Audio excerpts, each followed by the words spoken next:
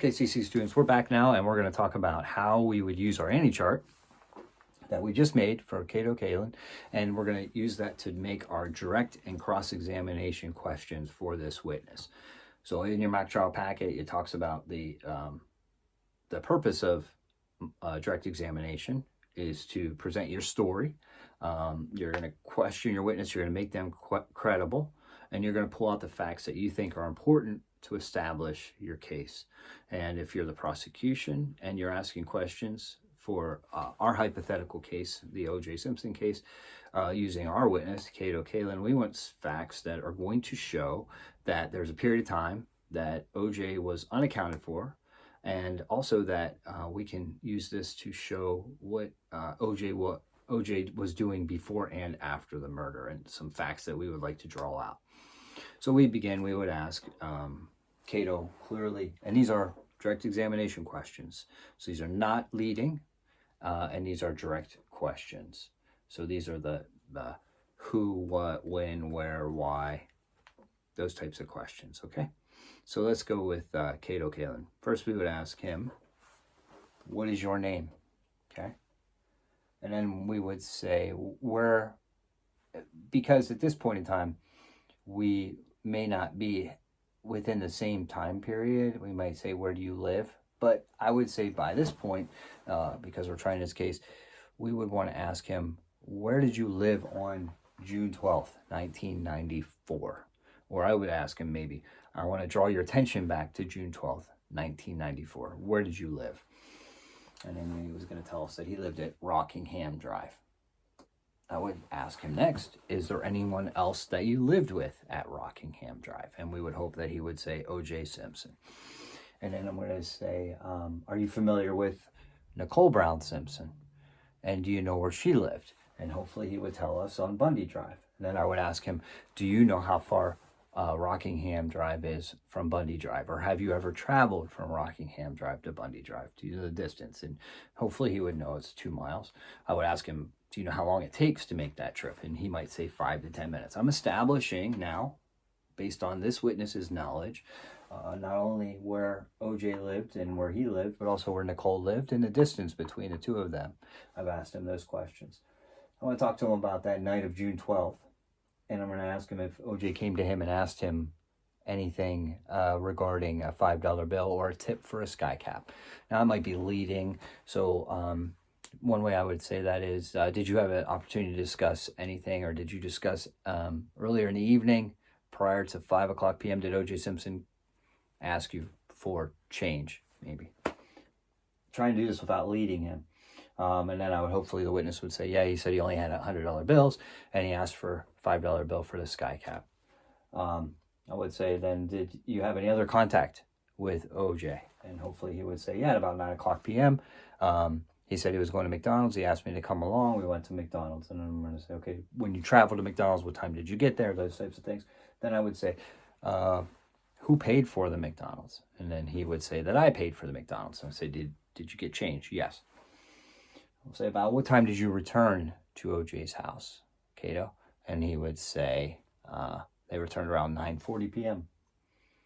I would say, did you do anything after you got home? Or what, if anything, did you do after you got home, Cato?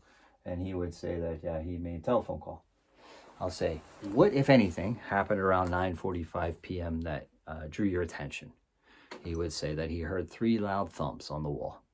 I'll say, what did you do, if anything? See how I'm walking him through his testimony? What did you do, if anything? He would say that he went outside to investigate the loud thumps. I'll say, when did you go outside? He would say around 11 o'clock. So what did you see? I saw a limousine outside. There, did you know who the limousine was there for? Or why was the limousine there? Where was the limousine? We would flesh this out. And he would say that the limousine was there to pick up O.J. Say, did you go or did you talk to O.J.? Did you say anything? And what did you do next? That's one of my favorite questions on direct examination. What, if anything, did you do next? He would tell us that he walked over to the limousine. Say, what happened then, if anything? And he would say that he helped O.J. load his bags. So did anything happen when you helped him load the bags? He would say that O.J. did not want me to touch one bag the black knapsack. And I would say, okay. And do you know where OJ was from the time that you got home from McDonald's until 11 o'clock p.m. when you saw him? Did you see him at all or talk to him? No. So I would establish that there was a gap in time there when he did that, okay? That's pretty much how I would do those questions. So I'm asking him questions, I'm navigating him through his testimony, and hopefully that's what would come up from his testimony.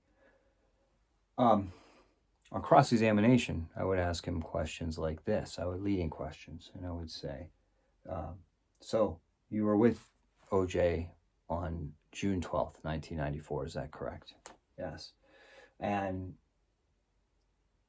you would agree with me that OJ did not seem overly agitated that day. And if I had to narrow it down, I would say, I want to draw your attention back to when you went to McDonald's at about 9 p.m. You would agree with me that OJ was not overly agitated, correct? Yeah, I would agree with that.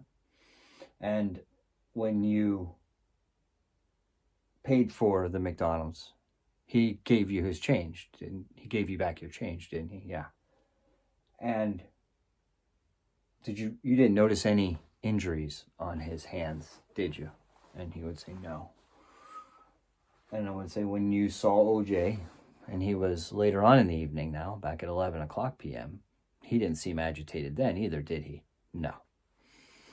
In fact, OJ, and you didn't notice any injuries on his hand, isn't that correct? Yes. And have you traveled that trip between Nicole's house and OJ's house? You said you traveled that before, isn't that correct? Yes. And you would agree with me that it would take sometimes up to 20 minutes to make that trip if traffic was busy, correct? And he would say yes. And what I'm doing is I'm establishing what I'm trying to do here on my cross-examinations is I'm trying to establish that there was really not enough time or opportunity for OJ to do that. But I'm using these things that I've already done. So what I want to focus on is how we develop our cross-examination and our direct examination using our Annie chart. And that's just a basic way to do that. So when you build your Annie charts, don't forget about those and don't forget to reference them, because we're going to do those earlier on in the semester, and then later on when you get your roles, you're going to build your questions. So hopefully that's helpful, and hopefully that's a good way to use your Annie chart to make your direct and cross-examination questions.